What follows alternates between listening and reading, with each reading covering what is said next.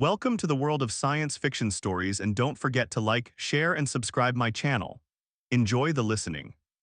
Galactic hunters met Earth's apex predators and instantly regretted it. The Technari warships sliced through Earth's atmosphere like obsidian knives, their hulls absorbing radar signals and thermal detection attempts. Grand Marshal Vector stood on the command bridge of the flagship Eternal Conquest, his four eyes narrowing as he studied the blue planet below. 3 centuries of uninterrupted victories had made the Taknari Dominion the undisputed masters of 7 galactic sectors. Earth would be their 8th. Pathetic, Vector muttered, his scaled skin shifting from purple to a confident gold. Their strongest weapons are primitive nuclear devices, and their communications still rely on electromagnetic waves. His second-in-command, Hunter Prime Nalzak, bowed deeply. The conquest assessment gives us a 97% chance of complete subjugation within 14 solar cycles, Grand Marshal. Make it 10, Vector replied, his tendrilled mouth curling into what passed for a smile among his species. I want their resources cataloged and their population centers ready for processing before the galactic alignment. The invasion began not with a dramatic announcement or ultimatum, but with silence. 200 stealth drop pods penetrated Earth's atmosphere simultaneously, landing in strategic locations across the globe. Inside each pod, 10 Taknari hunters unfolded their armored bodies, standing 8 feet tall with exoskeletons capable of deflecting high-caliber projectiles. In Washington, D.C., General Olivia Westfield received the first distress calls with remarkable calm. At 58, she had seen enough combat to know when panic was a luxury no one could afford. Confirmed landings in 37 countries, reported Colonel Jackson as the Pentagon's Situation Room filled with military leaders and intelligence officers. They're establishing perimeters but not advancing yet. They're measuring our response, Westfield said, studying the global map with its blinking red indicators.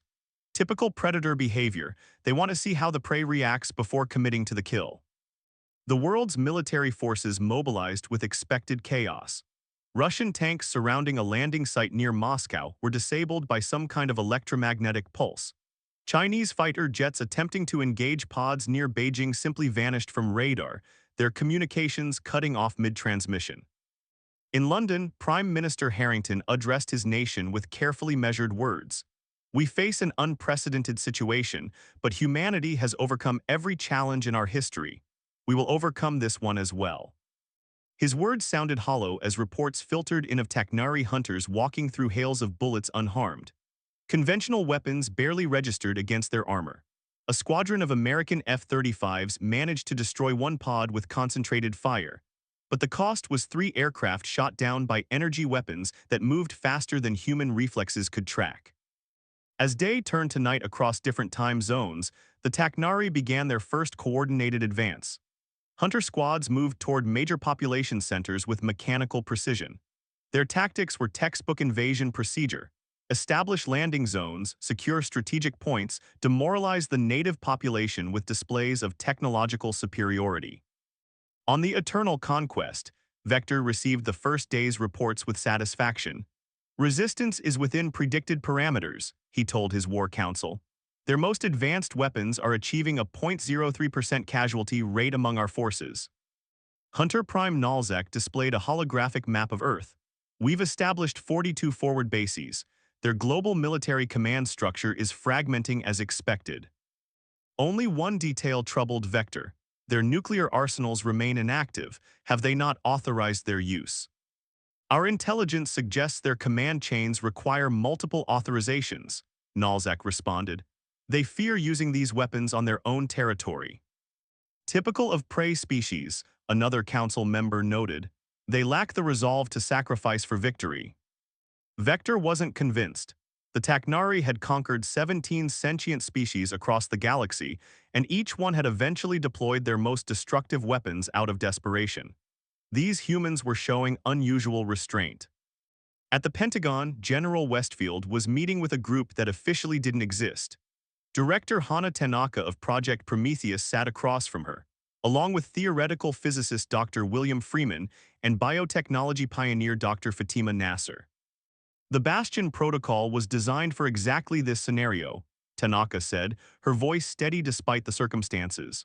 We've been preparing for extraterrestrial threats since 1947. Westfield's eyes narrowed. The president needs to know what we're dealing with before authorizing Bastion. Dr. Freeman pushed his glasses up. These aliens are advanced, but not in the way we expected. Their technology isn't fundamentally beyond our understanding, it's just more refined. Their weapons are energy-based, their shields use electromagnetic principles we've been researching for decades. Which means they can be beaten, Dr. Nasser added, but not with tanks and planes. Director Tanaka placed her hand on a biometric scanner, revealing a holographic display hidden in the conference table. For 70 years, we've been developing contingencies. While the world focused on conventional arms races, we were preparing for this day. The display showed facilities buried deep beneath mountains, under Arctic ice, and hidden in remote deserts. Each contained technologies that had never been revealed to the public. The products of reverse engineering from crashed alien craft, breakthrough innovations deemed too dangerous for peacetime use, and biological entities engineered for warfare in environments no human could survive. How soon can Bastion be operational? Westfield asked. It already is, Tanaka replied. We just need the authorization codes. As they spoke, the Taknari advance continued. In Rio de Janeiro, hunters established a processing center in the abandoned Maracana Stadium. In Mumbai, they deployed atmospheric analyzers to assess Earth's resources. In Cairo, they began constructing a communications array to coordinate their global operations.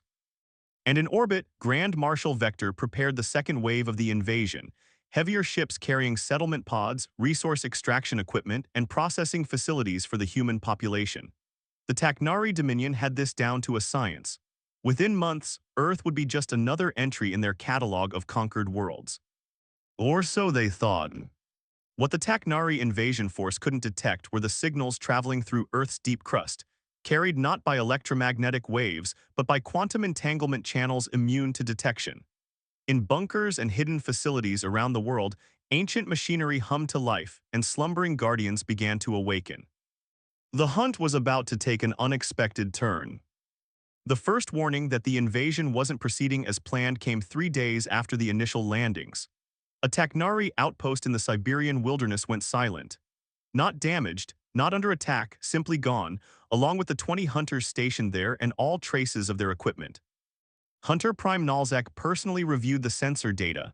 There's a depression in the ground where the outpost stood, he reported to Vector, as if it was consumed. Vector dismissed the concern. Environmental anomaly, this planet has unstable geology.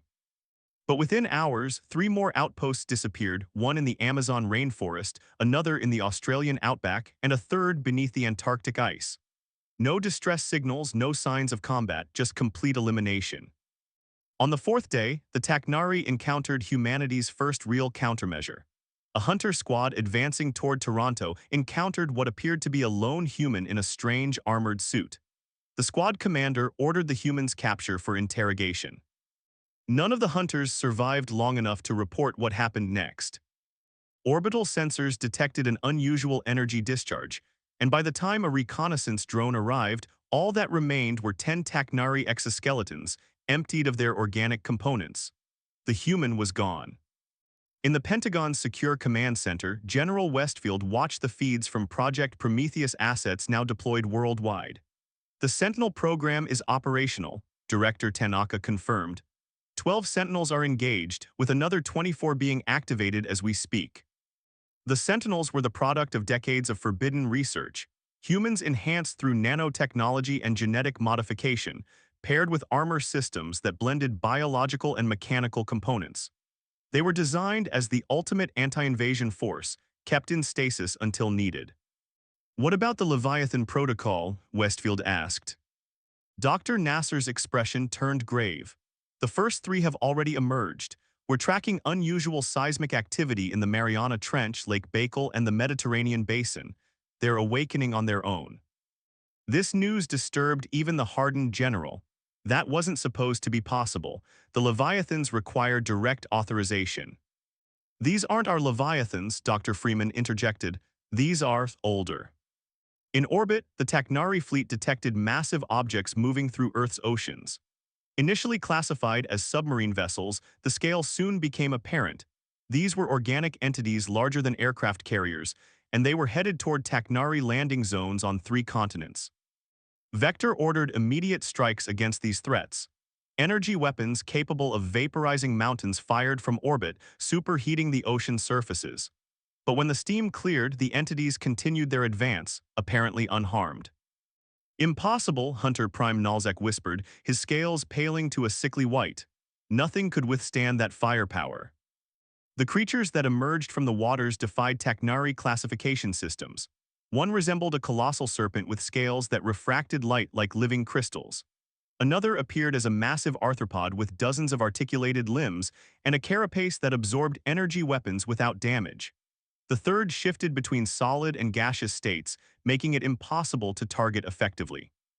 These weren't weapons, they were Earth's apex predators, ancient species that had evolved in isolation, hidden from human civilization in the planet's most inaccessible regions. And they were hunting the hunters. Meanwhile, in population centers worldwide, humans began displaying unusual coordination. Instead of panicking or fleeing, civilians formed organized resistance groups almost overnight. Their tactics showed knowledge of Taknari vulnerabilities that should have been impossible for them to possess. It's as if they've been preparing for us specifically, Nalzek reported, reviewing footage of human resistance fighters using sonic weapons that disrupted Taknari neural functions. That's not possible, Vector snapped. They couldn't have known about us. But Earth had indeed been preparing. Following the Roswell incident in 1947, recovered technology from a crashed scout ship, not Taknari but another spacefaring species, had provided humanity with glimpses of the galactic community. Governments worldwide had secretly established the Global Defense Initiative, pooling resources to develop countermeasures against potential threats from space. The Bastion Protocol was now fully activated. Across the planet, hidden facilities opened to reveal technologies humans had reverse-engineered or developed independently. Gravity manipulation devices disrupted Taknari ships attempting to land. Atmospheric scramblers interfered with their communications. And most devastating of all, microscopic nanomachines began targeting Taknari biology specifically, introduced through Earth's water systems. At a hunter base near Mount Fuji, the first symptoms appeared. Taknari began experiencing neurological failures, their exoskeletons seizing up or moving erratically. The biological component of their weapon systems stopped responding. Within hours, the entire base was incapacitated. Similar reports flooded in from around the globe. The nanomachine infection spread rapidly through Taknari ranks, transmitted by air and physical contact between warriors. It was as if the planet itself had developed an immune response to the invaders. We've been deceived, Vector realized, watching his invasion force crumble. This was never a primitive world, it's a trap. As the Taknari forces fell into disarray, Earth's true defenders revealed themselves. The Sentinels emerged from hiding, systematically eliminating hunter squads with terrifying efficiency. The ancient creatures from the depths continued their relentless advance, destroying Taknari bases and ships with abilities that seemed more supernatural than scientific. And from orbit, Vector watched as lights began to appear across Earth's surface. Not cities or infrastructure, but a network of energy signatures forming geometric patterns visible even from space. The planet was activating defenses on a scale the Taknari had never encountered in all their conquests. The hunters had become the hunted, and their greatest trial was yet to come. By the 7th day of the invasion, the Taknari had lost 60% of their ground forces and a third of their orbital fleet. Grand Marshal Vector, his scales now permanently fixed in the pale yellow of tactical retreat, summoned the War Council aboard the Eternal Conquest. This planet is not what our intelligence suggested, he admitted, his voice tight with suppressed rage. We are facing technologies and biological entities that should not exist on a world at this development stage. Hunter Prime Nalzak displayed the latest battlefield data. The humans have deployed approximately 300 enhanced soldiers, the Sentinels they call them. Each one has eliminated dozens of our hunters, but more concerning are these entities. The holographic display showed footage of the enormous creatures that had emerged from Earth's oceans, mountains, and deserts. They defied conventional biology, appearing to manipulate fundamental forces of nature. We believe they call them guardians, Nalzak continued. Ancient predators that evolved in isolation. The humans didn't create them, they awakened them. Science Officer Telvek, usually silent during war councils, stepped forward. I've analyzed tissue samples from our fallen warriors. The nanomachines infecting them are not just weapons, they're adaptive. They learn from each target, becoming more efficient with each kill. Vector's inner eyelids flickered in distress. Can we counter them? Not within any useful time frame, Telvek admitted. They're unlike any technology we've encountered in 17 conquest campaigns. The unthinkable was happening. The Taknari Dominion, undefeated for 3 centuries, was facing not just resistance but actual defeat. On Earth, humanity's counterattack was accelerating. Project Prometheus had shifted from defense to offense. The Sentinels, led by Commander Elijah Stone, had begun targeting Taknari command structures specifically. Stone had been the first human successfully integrated with the Sentinel system. Once a Special Forces operator, he now commanded a body enhanced beyond recognition. His nervous system directly interfaced with armor that responded to thoughts faster than nerve impulses. Their command hierarchy is rigid. Stone briefed his team as they prepared to assault a Taknari forward base in the Nevada desert. Take out the leadership and the rest fall into disarray. The Sentinels moved like shadows across the landscape, their adaptive camouflage rendering them nearly invisible. Taknari perimeter sensors detected them too late. By the time alarm signals flared, Stone's team had already breached the base's outer defenses. Inside, hunters scrambled to respond, but their movement seemed sluggish compared to the Sentinels' enhanced reflexes. Stone drove his fist through a hunter's chest armor, the nanomaterial gauntlet hardening on impact to penetrate the alien exoskeleton. Around him, his team executed the assault with perfect coordination, their neural links allowing them to communicate without words. Within minutes, the base fell. Stone personally captured the commander, securing valuable intelligence on Taknari fleet positions and communications protocols. Similar operations unfolded globally. In the Amazon, Sentinel teams worked alongside the Crystal Serpent Guardian to eliminate Taknari strongholds. The massive creature seemed to understand the humans' objectives, coordinating its attacks to herd Taknari units into prepared kill zones. Meanwhile, Dr. Fatima Nasser had made a breakthrough at the biotechnology research facility beneath Death Valley. We've decoded enough of their neural patterns to attempt signal intrusion, she reported to General Westfield. We can't control their ships, but we can disrupt their targeting systems. The disruption technology deployed within hours. Taknari weapons systems began failing catastrophically. Energy cannons backfired, destroying the ships that fired them. Navigation systems sent vessels on collision courses with each other or directed them into Earth's atmosphere at unsurvivable angles. In orbit, Grand Marshal Vector watched his fleet disintegrate. "Prepare the Worldbreaker," he ordered, his voice hollow with the knowledge that he was invoking the Dominion's ultimate weapon. "If we cannot have this world, no one will." The Worldbreaker was the Taknari's planet-killing weapon, capable of shattering a world's tectonic structure by targeting its magnetic core. It had only been used once in the Dominion's history, against a rebellious colony that had developed biological weapons capable of threatening the Taknari homeworld. But as the weapon powered up, alarms blared across the flagship. Something massive was approaching from Earth's surface, moving at impossible speed through the atmosphere.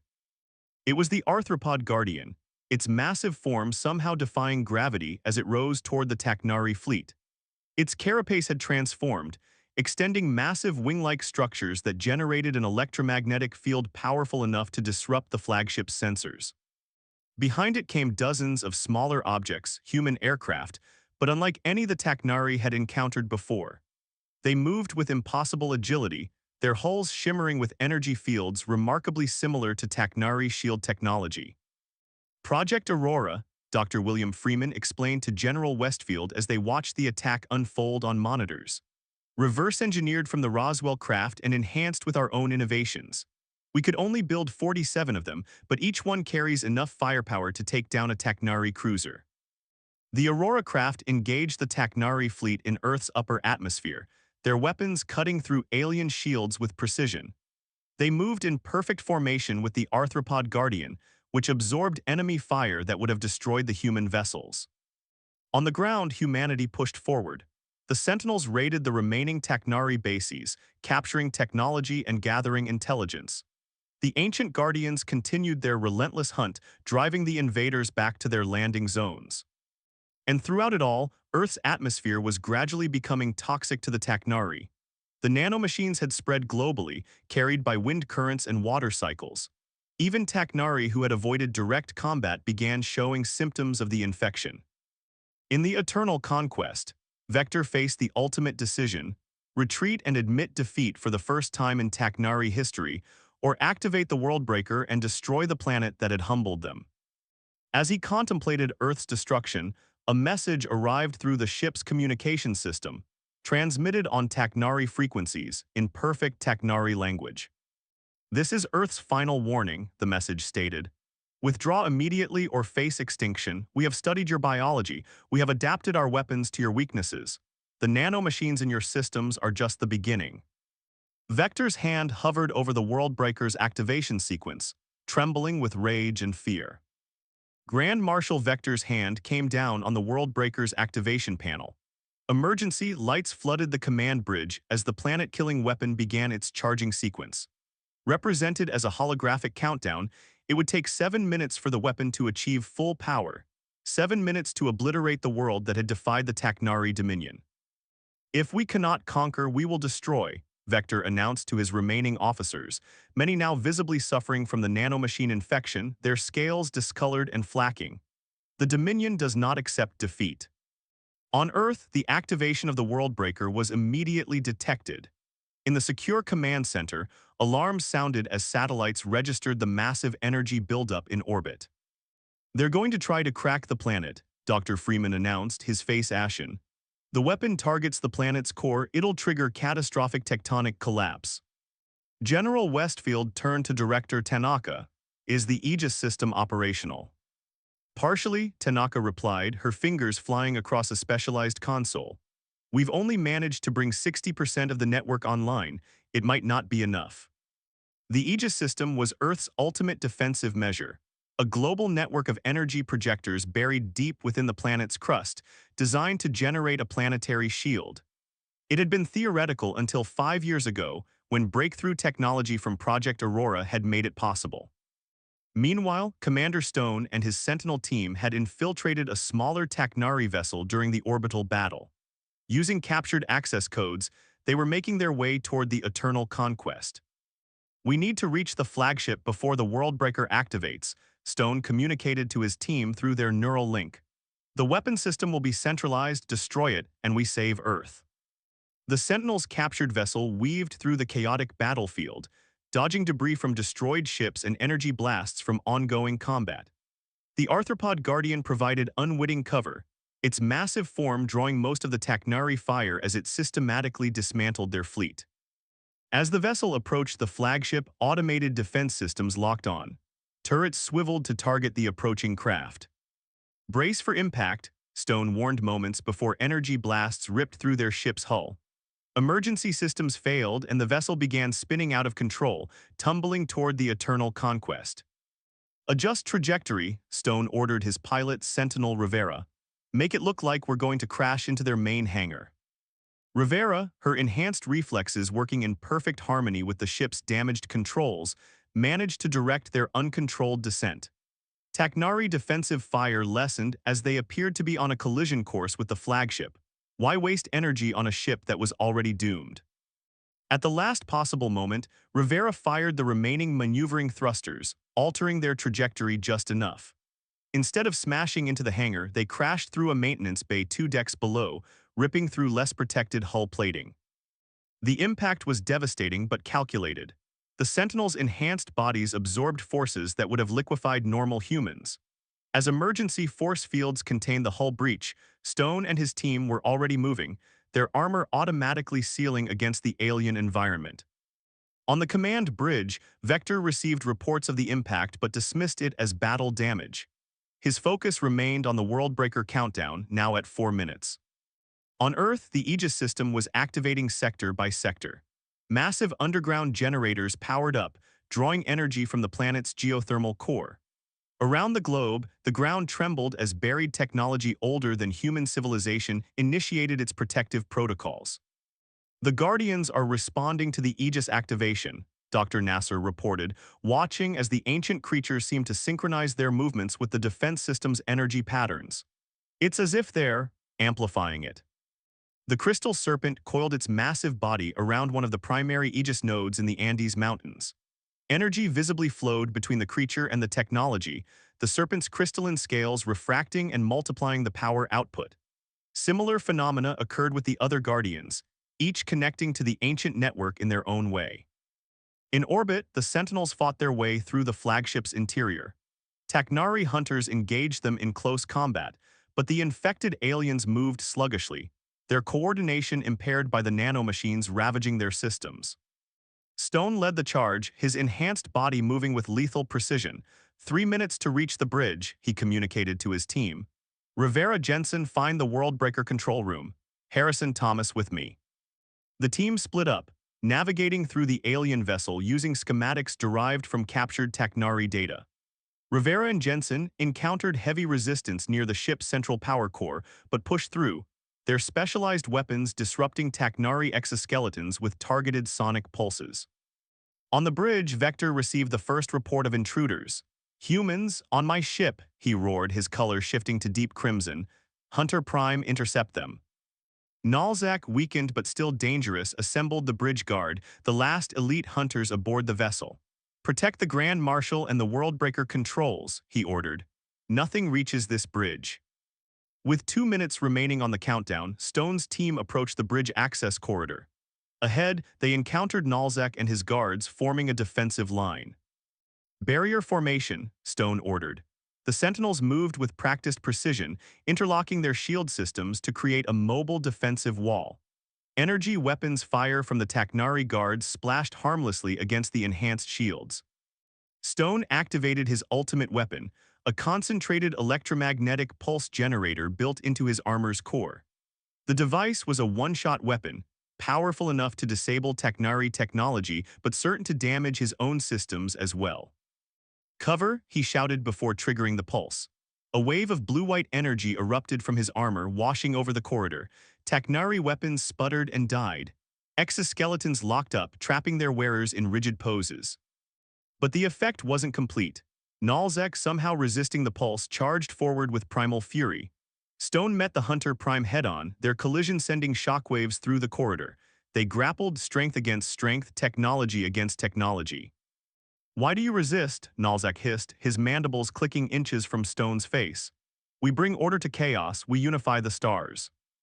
"You bring extinction," Stone replied, his enhanced muscles straining against the Taknari's power. "And Earth refuses to die." On the planet's surface, the Aegis system reached full activation. A visible shimmer rippled through the atmosphere as energy fields locked into place around the planet. The Guardians roared in unison, their ancient connection to Earth's defenses fully awakened. With 1 minute remaining on the Worldbreaker's countdown, the weapon fired, a concentrated beam of energy designed to penetrate planetary crusts and disrupt magnetic cores. It struck the Aegis shield with world-shattering force. The shield held, but barely. Energy readings fluctuated wildly as the defensive system strained against the attack. In command centers worldwide, technicians watched in horror as sections of the shield began to fail. Aboard the flagship, Stone finally gained advantage over Nalzak. With a final surge of strength, he drove his fist through the Hunter Prime's chest, fingers closing around the alien's primary heart. As Nalzak collapsed, Stone and his remaining team members burst onto the bridge. Vector stood before them, his color now shifting between crimson rage and the pale yellow of fear. "Too late, human," he snarled, gesturing to the holographic display showing the Worldbreaker's beam cutting into Earth's shield. "Your world dies anyway." Stone assessed the situation in milliseconds, his enhanced perception nodding the Worldbreaker controls, the remaining bridge crew, and Vector's position. There was no time to disable the weapon conventionally, it was already firing. Instead, he made the only choice available. Stone charged directly at Vector, tackling the Grand Marshal away from his command position. Together, they crashed through the viewscreen overlooking the weapon control bay below. As they fell, Stone activated his armor's self-destruct sequence, the last resort programmed into every Sentinel. The resulting explosion would destroy not just his enhanced body but everything within 50 meters. "For Earth," Stone whispered as the countdown reached 0. The explosion tore through the Worldbreaker's control systems, disrupting the coherence of its energy beam. The weapon faltered, its destructive force dissipating harmlessly against Earth's shield. Throughout the Taknari fleet, systems began failing as command protocols from the flagship ceased. The remaining ships, already damaged and with infected crews, began to drift aimlessly. On Earth, the Aegis system stabilized, its energy reinforced by the ancient guardians.